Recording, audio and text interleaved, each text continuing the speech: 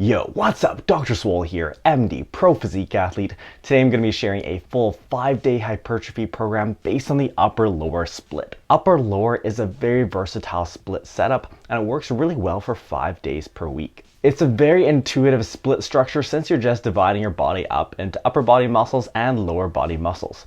So it's very friendly to beginners. This is going to be a low volume program, so one that will work well for beginners or for people who respond well to low volumes. We'll start off with a program walkthrough where I'll share everything you'll need to know to run the program yourself, including exercises, sets, and reps. Then we'll talk about the weekly layout or how to spread out the workouts across the week. And finally, we'll talk about the pros and cons of this 5-day upper-lower hypertrophy program. All right, let's do our program walkthrough. So this is Dr. Swole's 5-day upper-lower program. It's a low volume program well designed for beginners or people who respond to low volumes. We have upper body day 1, lower body day 1, upper body day 2, upper body day 3, and lower body day 2. Here are the exercises and there are the sets and reps. Down here we have the total number of sets for each workout, so you have an idea of workout length.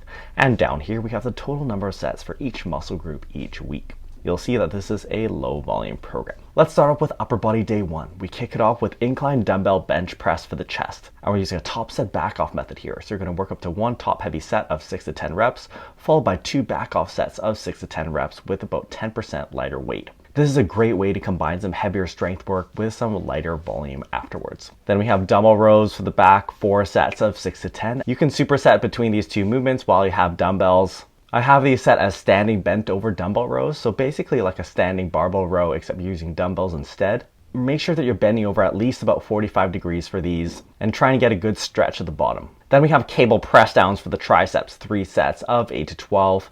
After that, dumbbell lateral raises for the side delts, 4 sets of 8 to 12, and hammer curls for the biceps, 3 sets of 8 to 12. You can superset these two dumbbell movements. After that, we have lower body day 1. We start up with squats for the quads, 3 sets, and you're going to work up to one top heavy set of 5 to 8 reps, followed by 2 back off sets of 5 to 8 reps with about 10% lighter weight.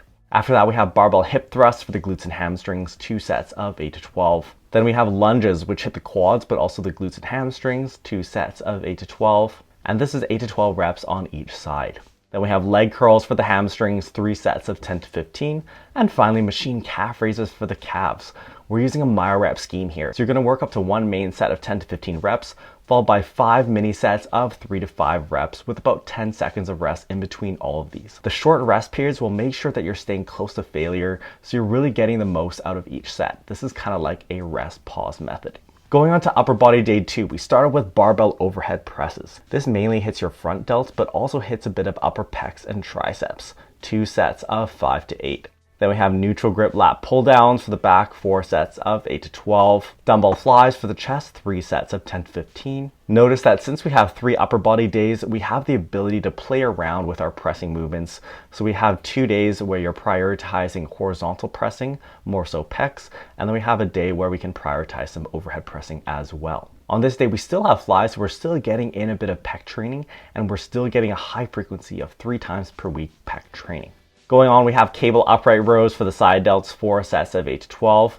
After that, cable curls for the biceps, 3 sets of 10 to 15. Our next day is upper body day 3. We started with weighted dips, which mainly hit the pecs, but also hit the triceps, 3 sets, and we're using a top set back off method again here. So you're going to work up to one top heavy set of 5 to 8 reps, followed by 2 back off sets of 6 to 10 reps. If you are beginners, just start off doing regular dips, and if needed, you can even use a band for assistance, but I really want you working up.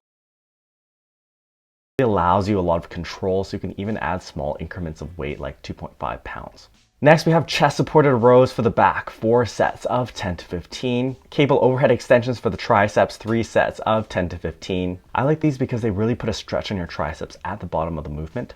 I would recommend standing facing away from the cable and having the cable attachment set low so that you're pushing up away from the ground. This gives you more leverage to actually end up using more weight. Then we have dumbbell lateral raises for the side delts, 4 sets of 10 to 15, and incline curls for the biceps, 3 sets of 6 to 10. And again, you can superset these lateral raises and incline curls since these movements don't interfere with each other. Then we have lower body day 2. We start up with Romanian deadlifts for the glutes and hamstrings, 3 sets, and we're going to work up to one top heavy set of 5 to 8 reps, followed by 2 back off sets of 6 to 10 reps.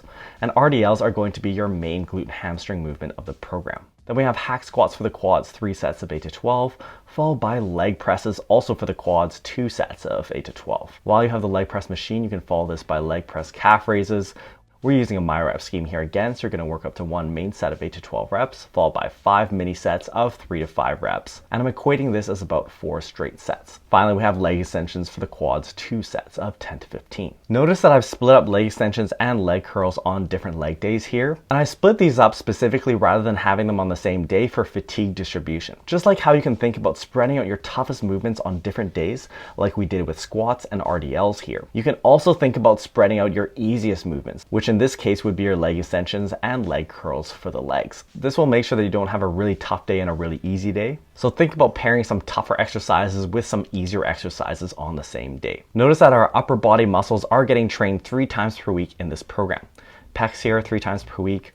Back gets trained 3 times per week, and arms also get trained 3 times per week. We don't actually train triceps directly on upper body day 2, but they are used indirectly in your overhead press. Remember that triceps and biceps are used indirectly in your pushing and pulling movements. What program do you guys want to see me cover next? Let me know in the comments below. I'm the CEO of Free Hypertrophy Programming on YouTube. Alright, now that you've seen the program, let's look at our program layout. We've got upper body day 1, lower body day 1, upper body day 2, rest, upper body day 3, and lower body day 2. The 5-day upper lower split is really nice because you have 3 upper body days that are evenly spaced throughout the week. This allows you to do all kinds of things with your upper body programming. For example, if we wanted, we could bench 3 times per week if we really had pressing strength goals. You'll notice that I took my main pec movements, which are incline dumbbell bench press and weighted dips, as well as my main triceps movements, and placed them on these 2 upper body days, upper body day 1 and upper body day 3, because these days are the 2 days that are spread out the most from each other.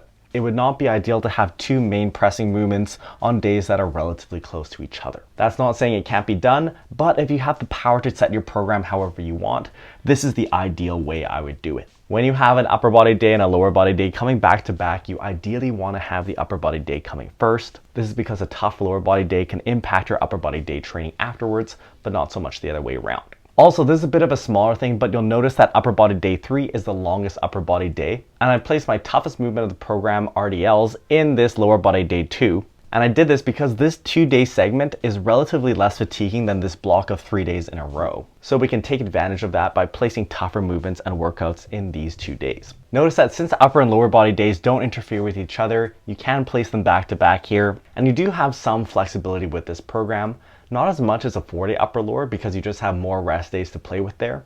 But for example, we could take this upper body day and swap it with this rest day here. Or we could take this lower body day and move it to the next Monday if we really needed to. In that way, upper lower splits are generally very flexible. Okay, now let's touch on some pros and cons of this 5-day upper lower program. First of all, this program is well balanced. And that's something I really like about the 5-day upper lower. Typically with an even split of upper body days and lower body days, like a 4-day setup where you have upper lower, or a 6-day setup, you tend to favor the lower body a little bit since there are just more muscle groups to train in the upper body. So it becomes difficult to cram in enough volume for your upper body on those upper body days. Either you don't get enough volume for your upper body muscles or your upper body days become very long. But when we have 3 upper body days, we're able to fit in all the volume that we need to balance out the upper and lower body. Next, this program has a high frequency for upper body training. As you saw, basically all of our upper body muscles are being trained 3 times per week. This is going to be great for strength development, but also gives you the opportunity to jack up your volumes. And that leads me to our next advantage, which is that this program gives you the ability to prioritize your upper body. If you feel that your upper body is lagging, you can easily bump up the number of sets for each of your muscle groups or for certain muscle groups that need more volume. And when you have higher frequencies, it allows you to add in more volume without a certain day becoming too long. If you had to do 20 sets of back in one workout, you'd be exhausted by the end of it and not performing very well. Now, in terms of cons, one drawback of this program is that you have relatively tough leg days. Since we have just 2 leg days each week, these days are going to be relatively more fatiguing than your upper body days. We have more upper body days to spread out the volume over, plus lower body movements are more fatiguing than upper body movements. One other con of this program is that you have the potential for overlapping soreness. Since we're training the upper body muscles 3 times per week, you could potentially still have sore pecs from your incline dumbbell bench pressing on day 1, and then have to train pecs again with your dumbbell flies on upper body day 2. You will find that as you get used to higher frequencies of training, your body won't be as sore for as long. Plus, we don't have that much volume for each muscle group on each day. So I don't think this should be a problem, but at some point you may also need to auto-regulate. And that means that you want to modulate the intensities of your workout so that you don't overdo it. So for example, if you find that your pecs are still sore after upper body day 1, when you get to the next upper body day, then for the next week you should tone back the intensity a little bit. So maybe don't quite go as close to failure. As long as you're within that 0 to 4 RIR range, you're going to be pretty solid for muscle growth.